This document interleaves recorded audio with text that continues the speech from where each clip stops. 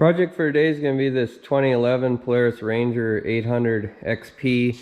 He had a problem with the check engine light came on and then it was running rough, and there was a broken wire here previously that was repaired, which that wasn't the problem. This is the idle air controller, but then underneath here I've already got it disconnected, but this is your throttle position sensor, and that would be this plug here, and this brown wire had pulled out of the harness, or out of the plug.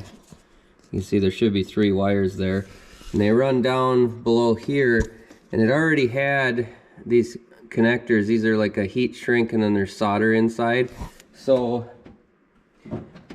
there's really not an easy way to fix that plug. So I ended up buying a new harness, which this was already an aftermarket harness. They make these off-brand ones and there's just not very much copper inside the wires. They're really low quality, so you're better off just getting the actual Polaris kit. It is expensive. The other ones are a lot cheaper, but these engines vibrate a lot, and I've seen this a few times now. That's why I thought I'd do a quick video on it, where the check engine light comes on and it is this wiring. They use such small wire even from the factory, and then if you use the aftermarket stuff, it's just not as good. And then the kit comes with these connectors. You can see there's solder in the middle, so you just crimp that down lightly with needle nose pliers, and then you heat it up and it melts that solder and shrinks the tube around it to make a good connection. I'm not going to film the whole process just because it's hard to get down in here anyway, so with the camera and everything it's a little more difficult, but I'll get the new harness soldered in here and then I'll bring you back and show you how I did. There, I've got it all installed here with the new wire loom around it. I did just zip tie it to this breather hose just to keep it up and out of the way, and I thought maybe that rubber hose would take some of that vibration, because these do vibrate quite a bit. And then I'll see if I can get this wire out of the way. There's the plug down in there where it plugs in. This was, I ripped the part number, but it was a Polaris part number 2878498. I'll put a link to a eBay listing of this in the description. It is fairly expensive. It was over $100, but if it'll last longer than that aftermarket one that was on there, it'll be worth it. This one here, I don't know if this is a factory one or not, but this is pretty tiny wire too, so I'm thinking the way it's taped and everything that this was aftermarket also. So if this causes issues in the future, we'll end up replacing that one too. This one was even more expensive. This was like 160 or something like that for this one from Polaris. So this one was still working okay, so we'll leave that one for now, and hopefully it doesn't cause any issues.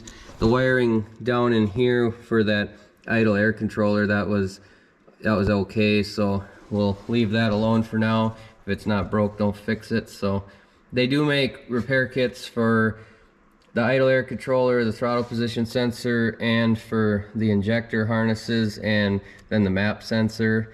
So you can get these parts if you have a bad wire at the connector that's hard to repair. You're not out of luck on that. So we'll fire it up now and we'll see if it fixed our check engine light.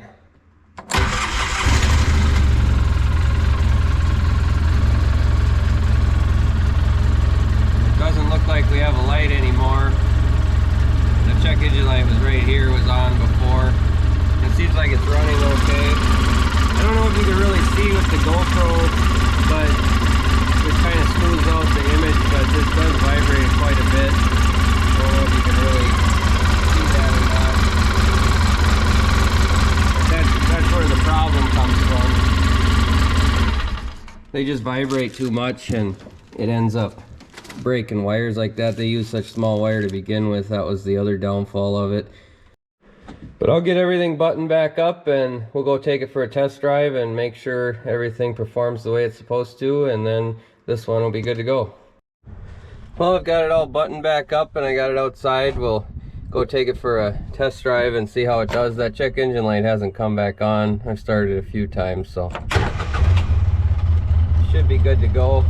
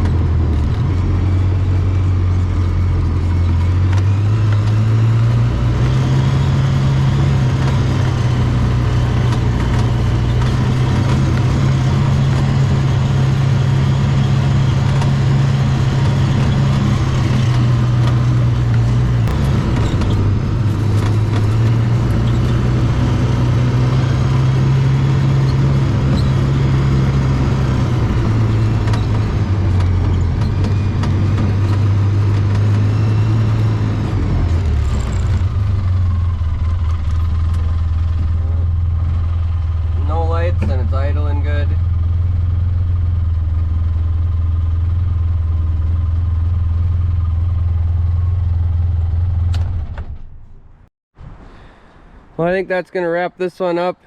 That's a pretty common problem on these. Either the throttle position wiring harness or the idle air controller harness is something to check if you have a rough idle or check engine light or anything like that. But that's going to do it for this one. If you like this sort of thing, like the videos, subscribe to the channel, and we'll catch you on the next one.